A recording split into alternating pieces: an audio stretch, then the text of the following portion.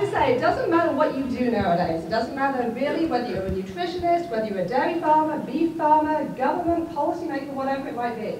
Because this topic is absolutely out there on the cover of every magazine. It's in every blog. It's on Facebook. It's on Twitter. It's all over the place.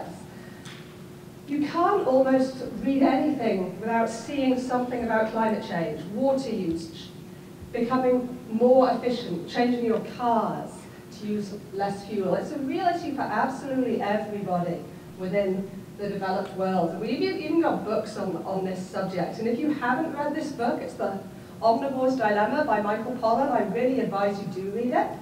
If you're anything like me, when you read it, you'll want a glass of your favorite strong beverage next to you, because your blood pressure is going to go way up when you read some of the things in this book. But it's got a grain of truth in it, and that's what makes it so dangerous. You know, he talks about it from a journalism point of view. He writes really, really well. It's easy to understand. He gets his points across really, really well. And was mentioned earlier, only 2% of our population in the States work in agriculture. So there's 98% of people out there who don't really know anything about this. But when they read books like this, they think they then understand, you know, the corn industry, the dairy industry, the beef industry, and so on and so on. While the things he talks about are very true for some niche markets within the animal agriculture industry, there's a lot of half-truths in here, and a lot of truths which are kind of damaging to the conventional animal industry. So as I say, take a really big shot of whiskey and then start reading this book, because it potentially is going to make you kind of angry, but it's worth it to understand what the consumer reads and hears and sees every single day and thinks therefore must be true. Because if it's in a book, you know, then it's fact, obviously. So it's not just about carbon. This is coming to other areas as well. We have movies like Food Inc. over here, which I saw in a movie theater in Minneapolis with Laura Daniels about 3 years ago, and Laura almost had to hold me back because, again, there was so much truth in there, but it was all twisted so very, very much to paint a really negative picture of animal agriculture. We have issues like raw milk, factory farms, animal welfare, etc. So moving forwards, we've got to think about all of these issues in order to keep the dairy industry being sustainable. And the anti-animal ag agencies really know how to get the message across. And this is unfortunate. But, you know, they have pictures like this one of Pamela Anderson. And that gets people's attention, you know, in a way that a picture of a dairy cow, you know, or a little calf perhaps doesn't do. Because if you're driving down the interstate and you see this picture, that tends to get people's attention. So the anti-animal ag agencies, PETA, HSUS, Greenpeace, and so on, know exactly what messages to put out there. They're very powerful, they've got an awful lot of money, because consumers think they're doing good. They're looking after the pussycats and the dogs and the bunnies. You know, they don't understand that anti-animal ag agenda. So we also have demonstrations like this one up here. This was in Times Square last year. It was these two ladies not wearing very many clothes. The message being, 1 pound of meat equals 2,463 gallons of water. So that gives people two messages. The first intentional one being, you can eat meat or you can shower, you know, basically. So perhaps we should instead have the soy burger or the, you know, tofu surprise, whatever it might be. Second, perhaps unintentional message being, you can eat meat or you have to shower with a friend, which may have been their purpose, but I'm not sure it was entirely intentional. And then we have ones like this one down here. Solve 80% of global warming problems if we don't have animal products. And again, there's data there. There's a number. 80% could just be solved if we didn't have animal products. To the consumer, that must be fact because there's a number in it. And numbers are really powerful, whether or not those numbers are actually based on fact or truth. So as we've heard earlier, we're going to have more and more people on the planet by the year 2050. We're about 313 million people in the States at the moment. By 2050, we're going to be about 350 million. On a global basis, we're going to be at over 9 billion. So the green bars here are meat demand. We're going out from 1980 to 2050. We got beef in the dark green, pork in the medium green, and broilers in the lightest green. And as you can see, as we move forward with more and more people, fairly obviously we need more and more and more meat.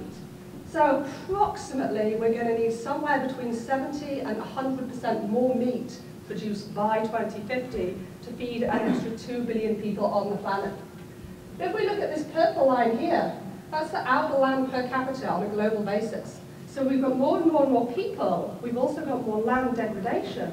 So per person, we've actually got less arable land. That's less land to grow human food and less land to grow animal food via crops. So we've got to improve efficiency and we've got to improve productivity all the way through the ag system in order to feed those people. So this is a report that came out from the Environmental Working Group. It came out in July this year. And firstly, as I say, it comes up from the Environmental Working Group. So to the consumer, that sounds very unbiased and third party. They have no agenda, it's scientific and so on and so on. But if you talk to these guys or read the report, they're very anti-animal ag. It's all about vegetarianism and veganism. That's the way we should move forwards. So this is their carbon footprint for a range of protein sources in the human diet. So the highest carbon footprint per kilo, they say, is lamb, beef, cheese, pork, going down on the right-hand side to tofu, beans, milk, and lentils. Now, as a matter of interest, according to our calculations, the beef one is too high, and the lamb one is about 3 times too high. So the bad news for those of us in the beef industry or in the dairy industry, which obviously makes a contribution to beef, is that actually beef is probably far higher than lamb. But as this was seemingly impartial, third party and so on, this got a lot of press.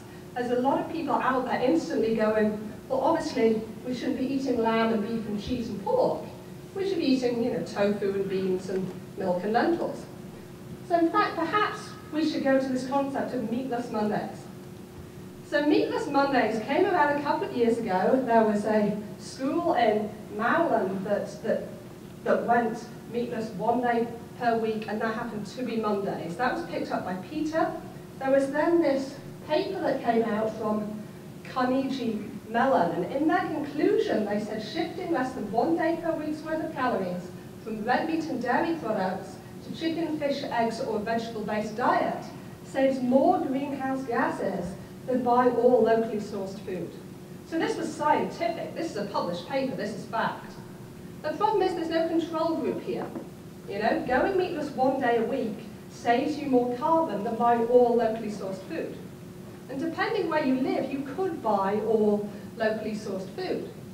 But for me in Pullman, Washington, if I buy all local, defined as food produced within 100 miles of my home, I'm restricted to basically a diet of lentils and wheat and maybe some beef and some peas, because that's all we grow in that area. So there's no baseline here. There's no compared to the average diet, meatless does this. But again, it was picked up by the media as being a really important thing, a really crucial thing that we can all do to cut our carbon footprint.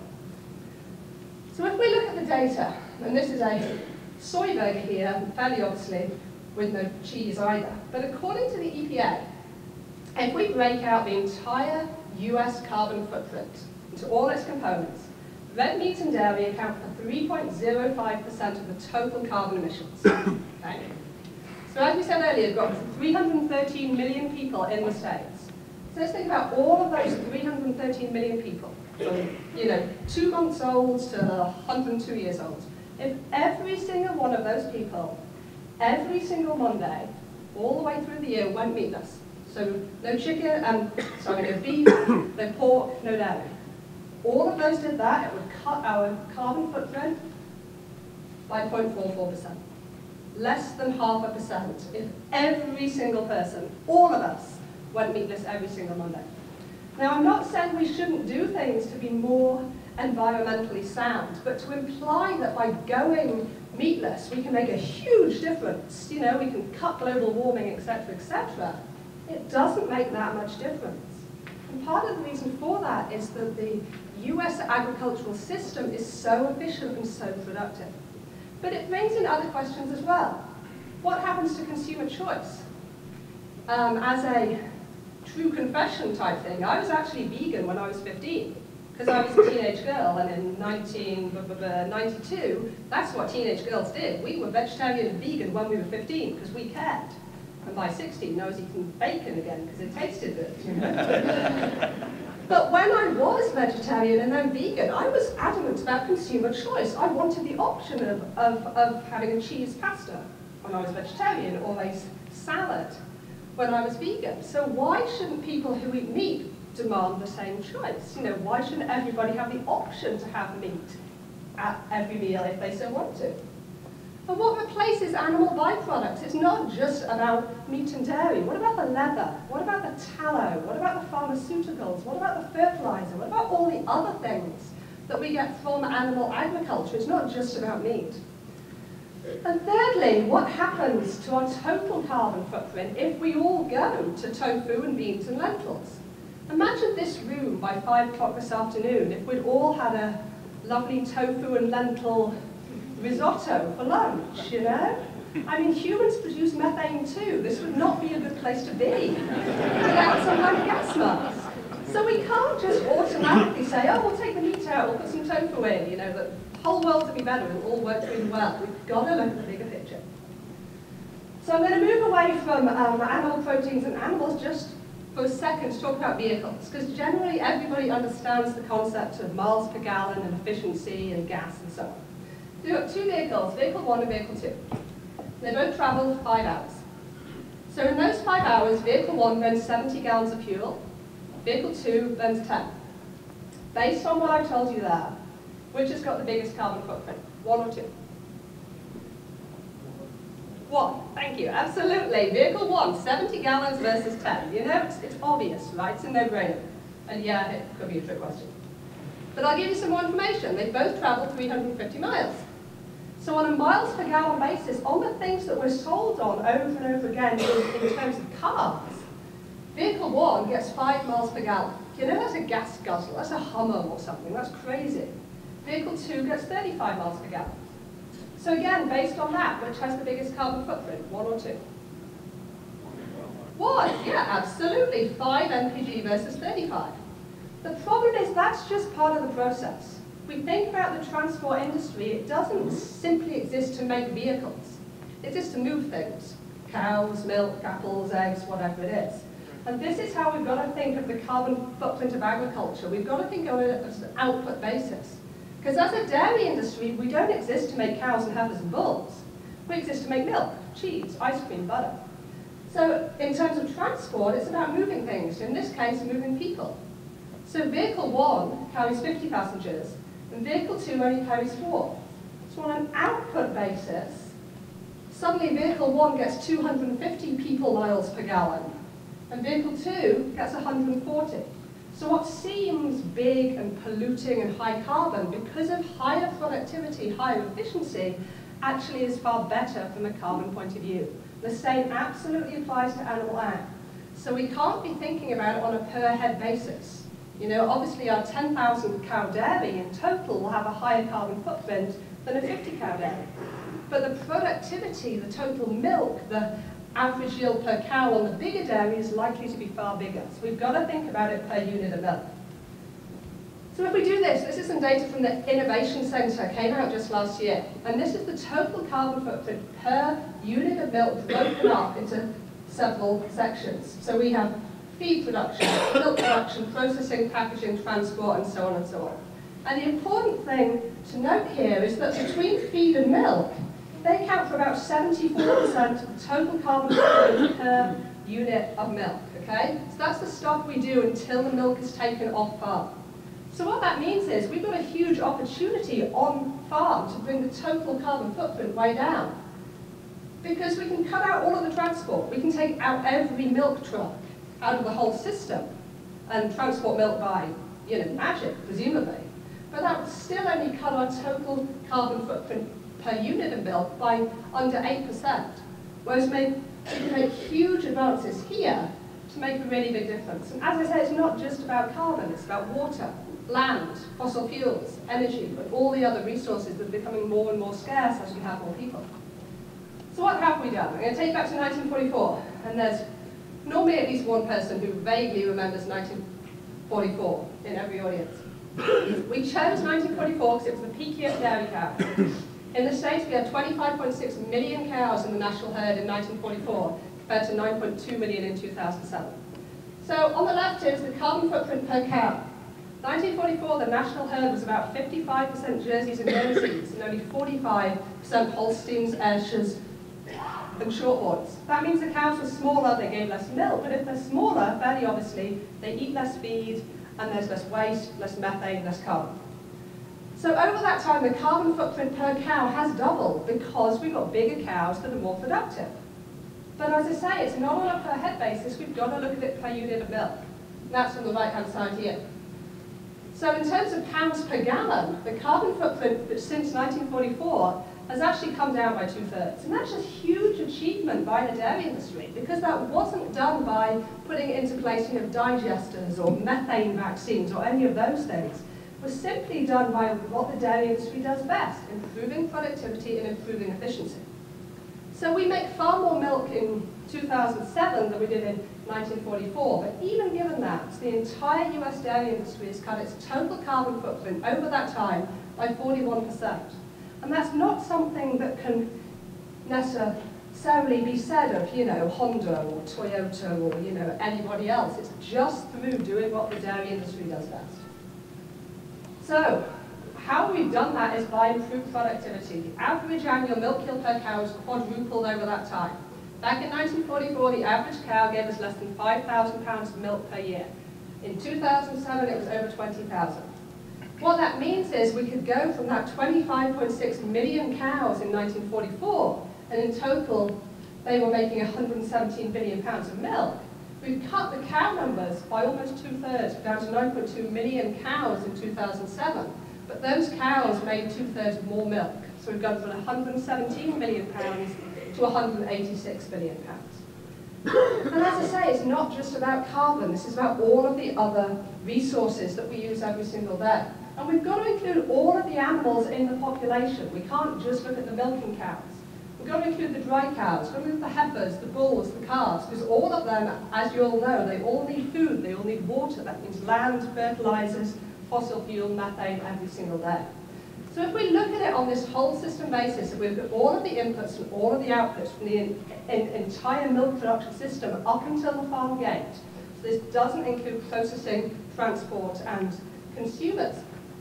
The purple line there is 1944, 100%. So compared to 1944, in 2007, it only took 21% of the animals to make a unit of milk. To feed those animals, it only took 23% of the feed, took 35% of the water, it only took 10% of the land, and that's due to three things. Improved animal productivity in terms of milk yields, in terms of improved cropping productivity in terms of crop yields, and a general move from an extensive pasture-based system in 1944 to an intensive confined type system in 2007. Fairly obviously, fewer animals, less feed means less waste, and as I've said, a 63% decrease in the carbon footprint per unit of milk, and a 41% decrease in the total industry carbon footprint. So that's a really huge achievement. So, this slide looks really pale, but anyway, we can take this further. We can go even further back to look at the American bison. So if you listen to people like HSUS and PETA and so on, they say things like, all the cows just roam free like they did with the bison back 150 years ago. It was idyllic and perfect and everyone lived in harmony. Well, those bison gave off methane as well. Methane didn't just appear in the last 5 and 10 years. They had a huge impact too. So if we look at the enteric methane emissions and the methane and nitrogen oxide from waste, because I'm a carbon nerd, obviously, from the American bison population in 1860, which was prior to mass extinction, this is their total carbon footprint for the entire bison population back then, 150 years ago. And that's twice the carbon footprint of the 2007 dairy industry. So the perception that it's these intensive dairy farmers with their big farms, pumping cows full of corn, so on, that have caused the global warming issue is absolute nonsense. Because if we think about it, we had twice as much carbon emissions from bison 150 years ago. So we've got to think about the role of those cows and that improved productivity. But as I say, the anti-animal ag people are generally against us. And I love this picture, because it does get people's attention. I don't understand why, obviously, but it really gets people's attention. So this, for example, is talking about RBST, and this is the kind of public perception that we get when faced with billboards from the anti-animal ag people. As I say, they know what images make people take notice. They go, oh my goodness. There was a girl I was talking to recently, and she's going, why are there 4 teats? And then she's like, oh yeah, it's supposed to be a cow, isn't it? Okay, now I get it, you know? They know how to make people sit up and go, wow, okay. Hormone-injected cows, hormone is a bad word, because hormones do bad things to us, right? Injections are painful, so the cows must not like them, so it's doubly bad. And then bring in McDonald's, which is a big company, and it's, you know, it's just evil on a stick here. This is really, really bad. So the perception is you don't drink their milkshakes because you're going to be pumped full of hormones. This is an evil plan by the dairy industry.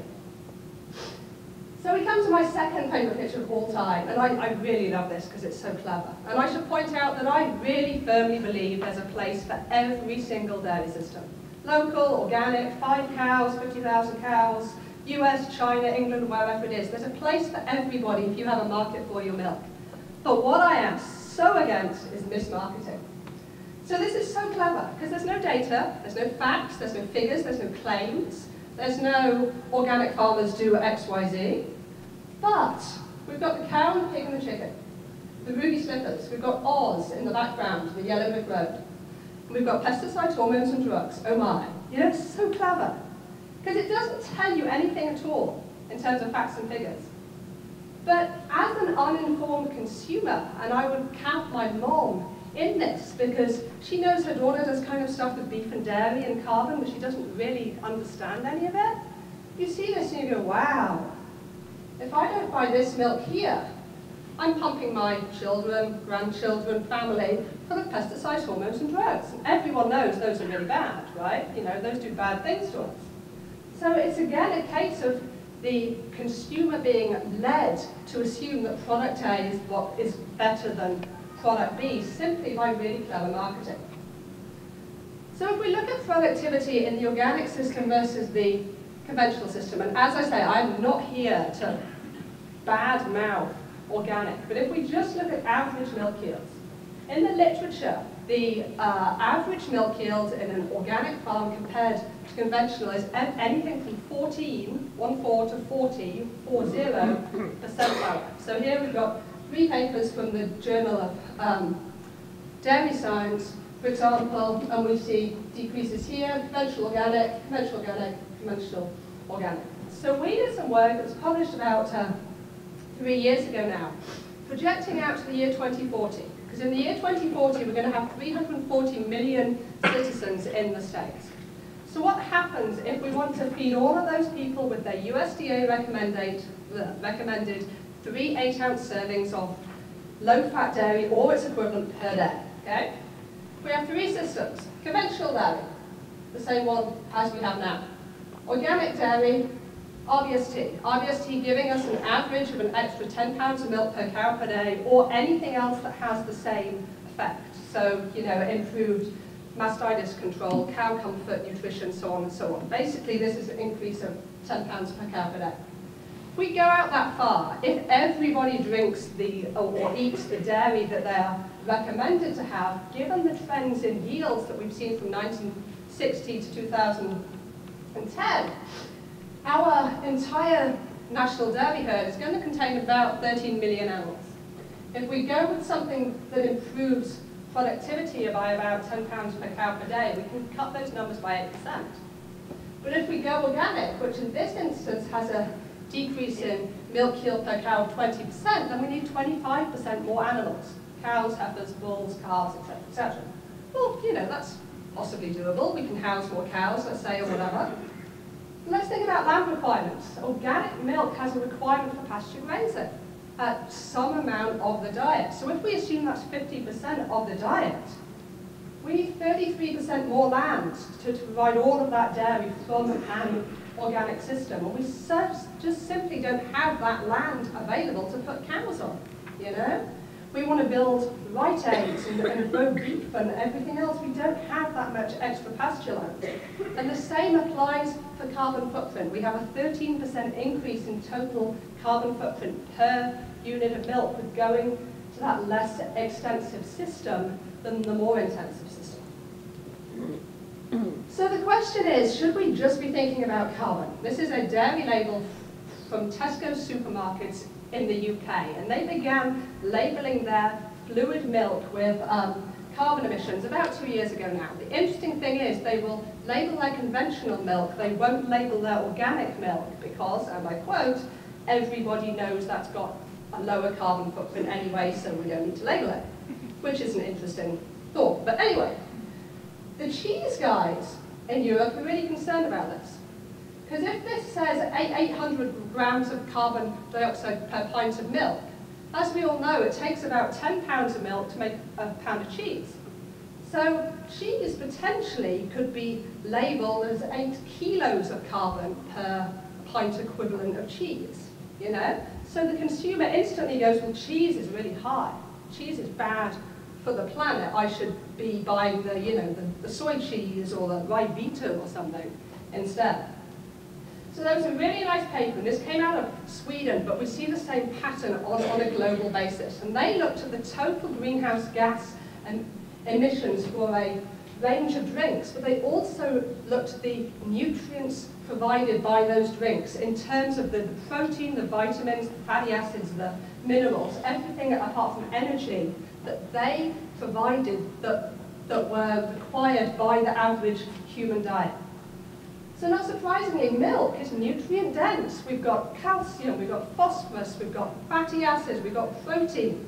Out of all these things, we have milk, orange juice, soy drink, not soy juice, not soy milk. There is no soy plant with an udder, you know? We don't have soy milk and we don't have oat milk.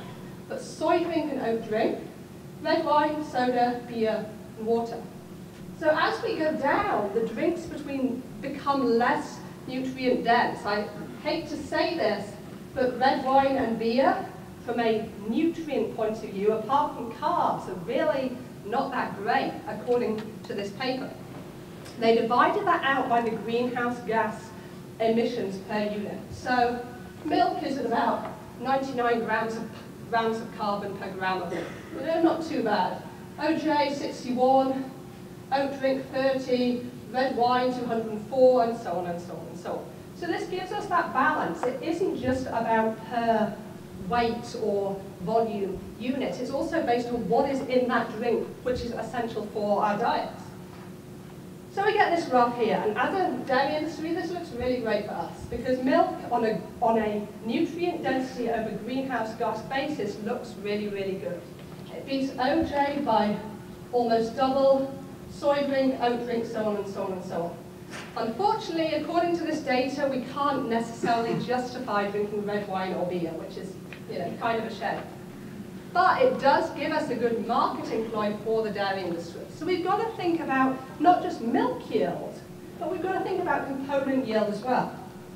So we've got a paper that's just been accepted by the Journal of Dairy Science. It's going to be coming out probably in the January issue. And this was comparing Jerseys to Holsteins. And this was not to start a breed war, you know? This wasn't about yay Jersey or yay Holstein, you know? It was absolutely not about that. But it gave us the opportunity via these two breeds to compare three really important factors. Firstly, component yield in the milk. Because an average Holstein gives us about 10 pounds of cheese per 100 pounds of milk, whereas a Jersey cow gives us 12.5 pounds of cheese per 100 pounds of milk. So we get a higher cheese yield based on their higher fat, higher protein. Now the Holstein cow very obviously has a higher milk yield per day, but then the Jersey cow has a lower body weight. And if we think about the whole dairy population, that's a lot of animals that we have to maintain every single day, particularly in the non-lactating animals, the dry cows, the bulls, the heifers, and so on and so on. So a lower body weight may cut the total resource use per unit of dairy. So our question was, which one wins, basically? But as I say, not that this is better or this is better, just how do these things interact? So we really thought it would be close.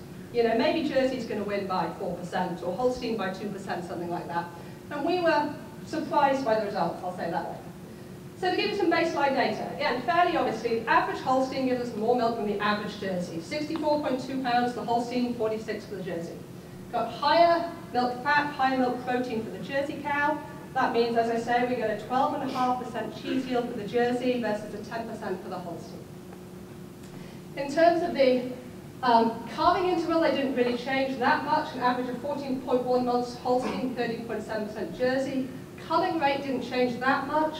When we translated culling rate into lactations in the herd, and this was from DRMS data, we had about 2.54 lactations for the average Holstein and 3 lactations for the average Jersey. Age at first calving hardly changed at all, 26.1 months for the Holsteins, 25.3 for the Jerseys. So we had slightly fewer Jersey heifers per cow in the Jersey herd versus the Holstein. But this was the important one, as I said. Mature cow body weight in the Holstein of about 1,500 pounds, mature cow body weight for the Jersey of about 1,000 pounds. And this one actually makes quite the difference. So if we again do it on a whole system basis, we've got the lactating cows, dry cows, heifers, calves, bulls, all of those animals, and we go all the way from making the inputs from the crops to cheese yield as a proportion of milk at the farm gate. So the Holsteins in purple here, 100%.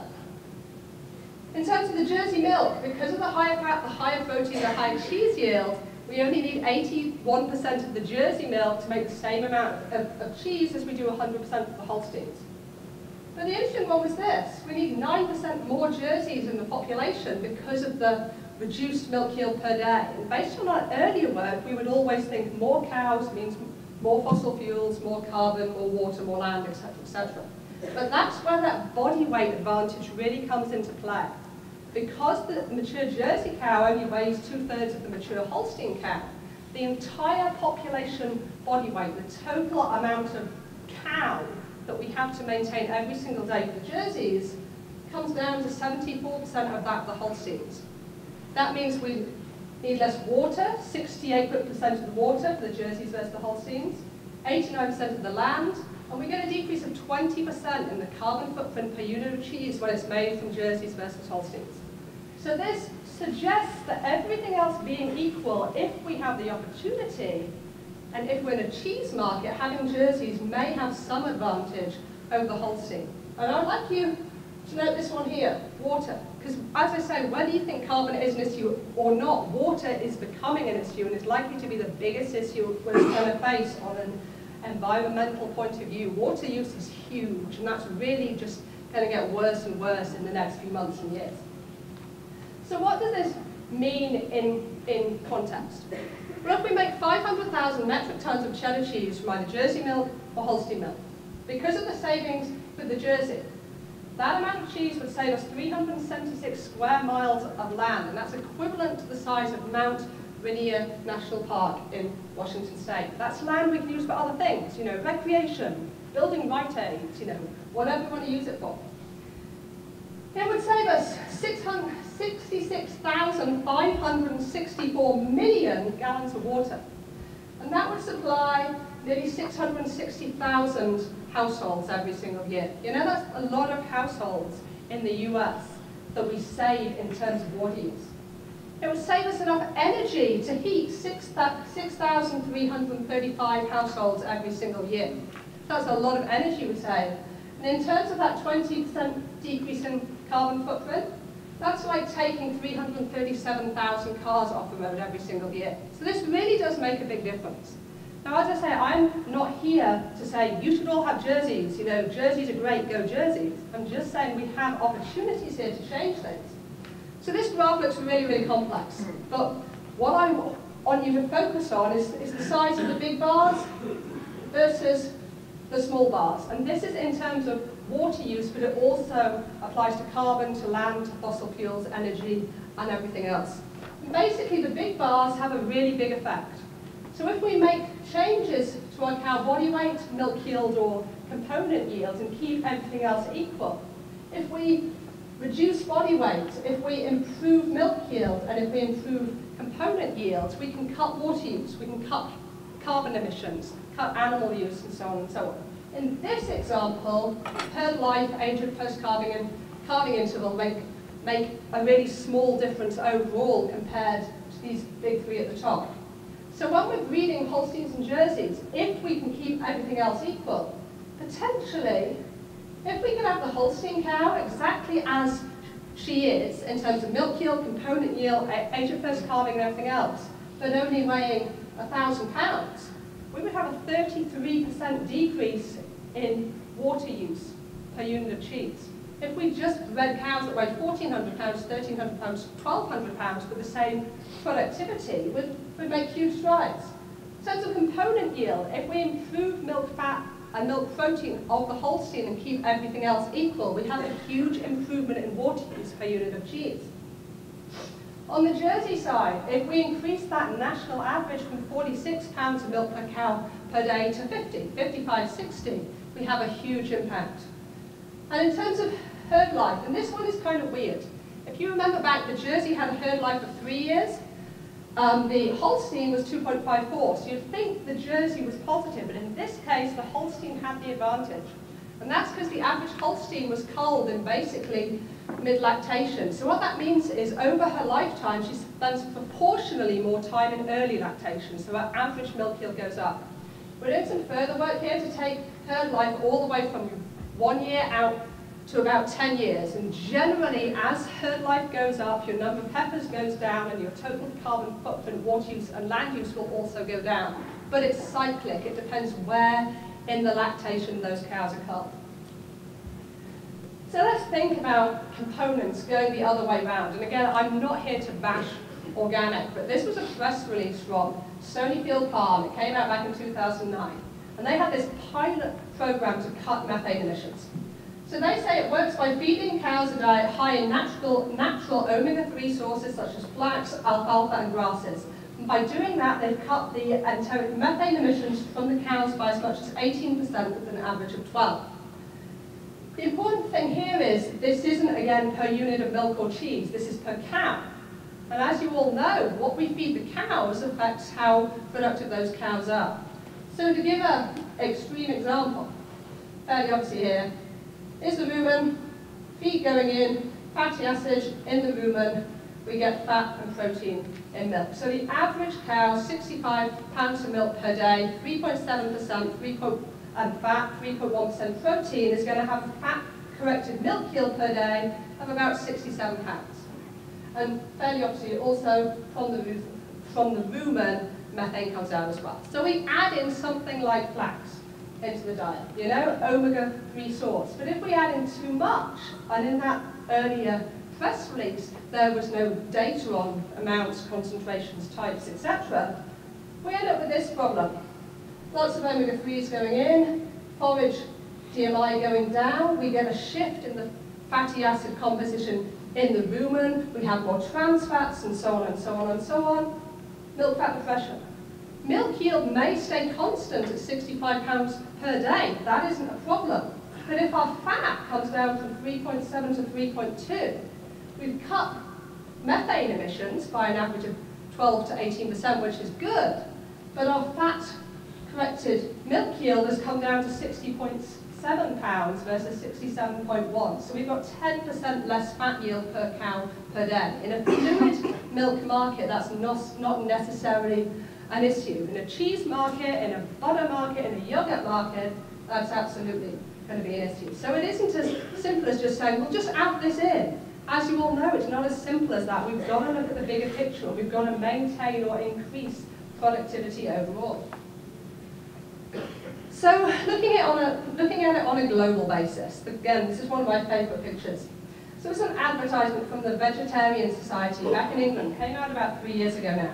And the data here, where they say that on a global basis, animal agriculture accounts for 18% of carbon emissions, more than transport at 13.5%, came from an excellent report. It was scientific, it was well done, it came out from the Food and Agriculture Organization of the United Nations. They made some great conclusions about productivity, about efficiency, how we have to intensify to cut our total carbon, land, water, and everything else.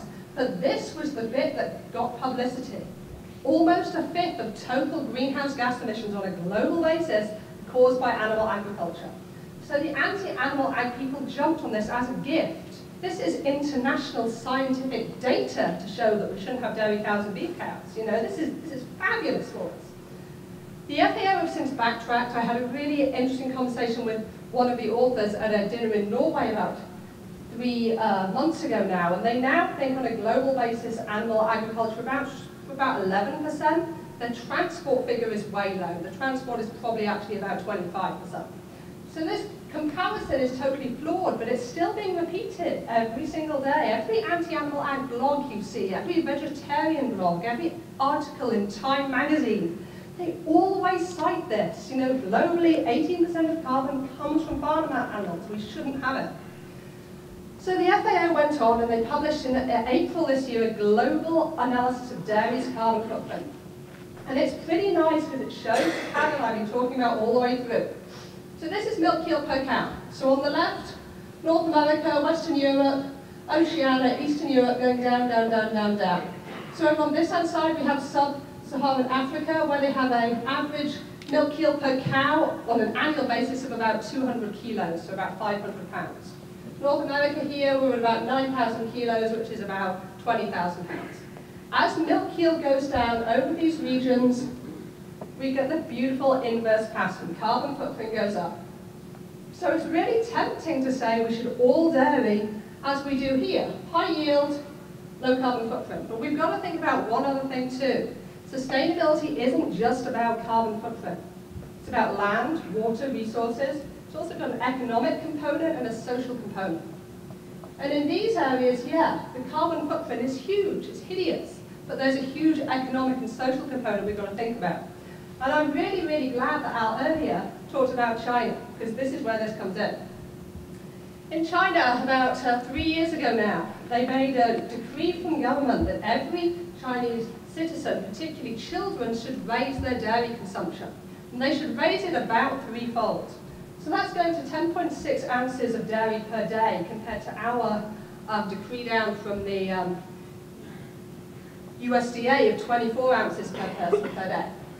So if we do that with the average, totally average Chinese dairy milk yield of 23 pounds per day, so that includes the huge 30,000 cow dairies, but that also includes the 5-cow Chinese yellow cow dairies. Their countrywide average is about 23 pounds of milk per cow per day.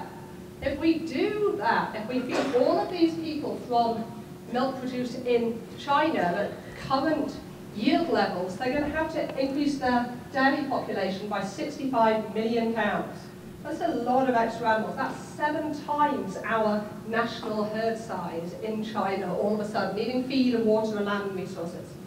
If they improved their milk yield to the US average for last year, which was 65 pounds per cow per day, they'd still need far more cows, but it comes down by 2/3. They need 23 million cows. That's still a heck of a lot of cows, but it shows the global impact of improved productivity, because the methane and carbon and land and water associated with 65 million cows, that's a huge environmental impact. And we have a huge social threat to us too, because we've got posters again like this all the time. Antibiotics and hormones, it's what's for dinner. Milk, it does a body bad. The positive side, only about 4% of our total population put out data like this every day. They're the vocal ones. They're the people ranting about it every single day. And about 96% of the population, as Sarah said earlier in the session this morning, about 96% of the population are just kind of undecided. We have the opportunity there to change their minds. But we've got to go out there and do that, because otherwise this kind of stuff gets a lot of publicity and people tend to believe it. So in conclusion, we've got to improve productivity, and that applies to every single system. Pasture-based, Organic, local, 5 cows, 5,000 cows, confined, whatever system you're in. We're going to have to improve productivity and improve efficiency to cut resource use to become more sustainable in the long run. And it's not just about environmental impact. As you all know, if you become more efficient, more productive, you also have an economic benefit. So it's got that twofold advantage. Milk yield is obviously important, but there's other things too. Body weight, milk component yields, age at first calving, third life. Anything that we can do on the dairy to overall improve productivity, improve efficiency is going to have a really positive effect. And we've got to do it on a scientific basis.